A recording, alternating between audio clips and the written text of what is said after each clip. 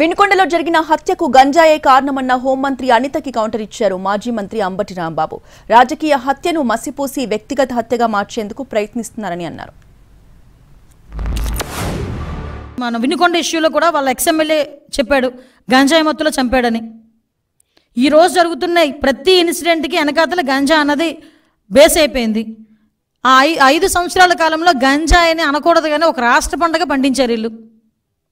విపరీతంగా విచ్చలవిడితనం పెరిగిపోయింది. ఒకసారి మొన్న ఎప్పుడో బయటకు వచ్చి అంటాడు సంథింగ్ విష బీజాలు నాటుతున్నారని ఏదో మాట్లాడాడు. అరే ఆల్రెడీ నువ్వు నాటేసావు విష బీజాలు. 5 సంవత్సరాలకే 5 సంవత్సరాల ముందే నువ్వు నాటేసావు విష బీజాలు లాస్ట్ 5 yearsలో. దాని తాలూకు అవశేషాలు ఇప్పుడు కొన్ని బయటపడుతున్నాయి. వాటిని ప్రక్షాళన చేసుకోవాల్సిన బాధ్యత మా మీద ఉంది. హోంమంత్రి గారు మాట్లాడుతున్నారు, అది గంజాయి తాగిన మొత్తంలో నరికేశాయంట, గంజాయికి పాపం మాదంట.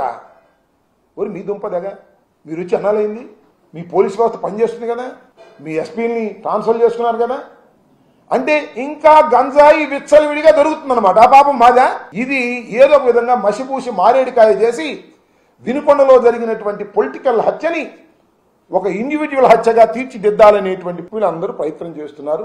దీన్ని ప్రజలు గమనించాలి.